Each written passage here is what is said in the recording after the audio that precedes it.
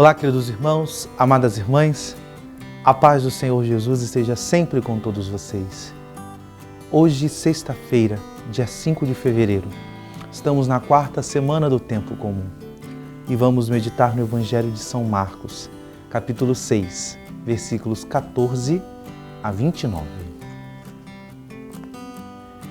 Naquele tempo, o rei Herodes ouviu falar de Jesus, cujo nome se tinha tornado muito conhecido. Alguns diziam: João Batista ressuscitou dos mortos, por isso os poderes que agem nesse homem. Outros diziam: é Elias. Outros ainda diziam: é um profeta, como um dos profetas. Ouvindo isto, Herodes disse: ele é João Batista. Eu mandei cortar a cabeça dele, mas ele ressuscitou. Herodes tinha mandado prender João e colocá-lo acorrentado na prisão.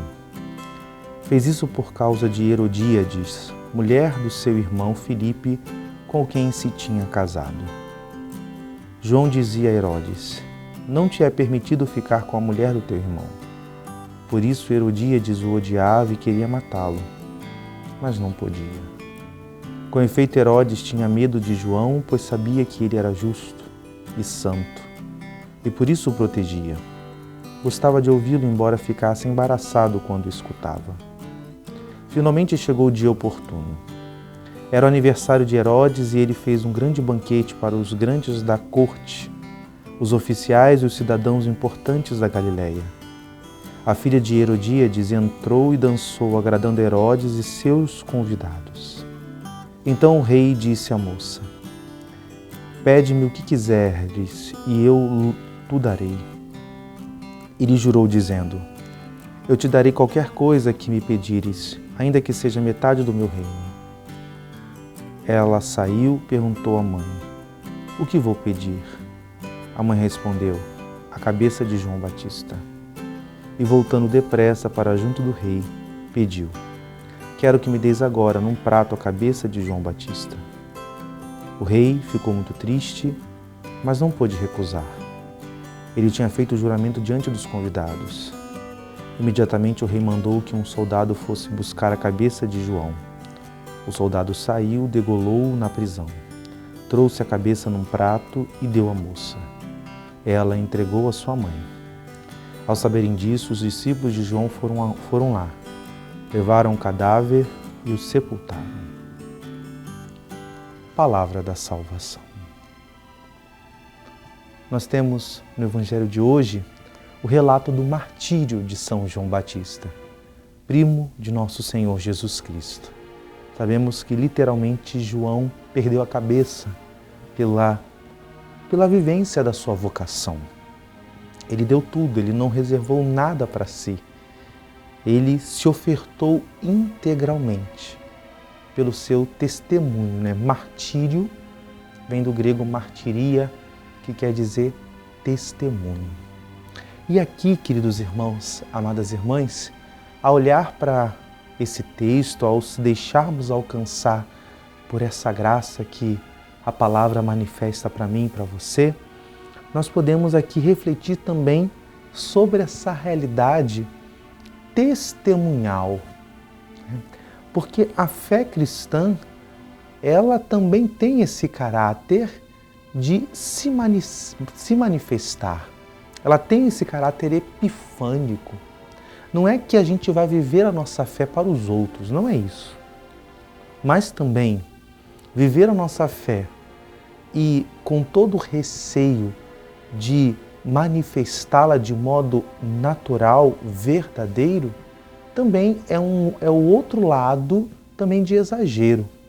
Creio que é preciso nós sermos coerentes e a fé ela nos leva a essa verdade de coerência. Repito, a gente não tem que ficar prestando conta para as pessoas se a gente está vivendo bem ou não, porque nossa fé é vivida em resposta a Deus, que é intermediada pela igreja, claro.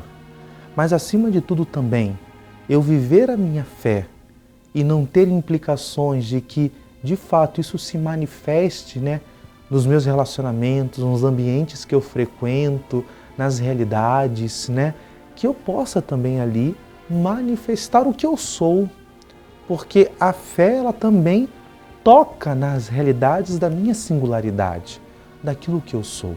E mais nos tempos de hoje, nos dias que vivemos, né, que é necessário que a gente possa se colocar como homens e mulheres de fé, sem sermos violentos, sem numa versão agressiva, mas sendo o que de fato nós somos chamados a ser, através das nossas posturas, das nossas posições, daquilo que a gente abraçou como estilo de vida, como valores de vida, como caráter de vida.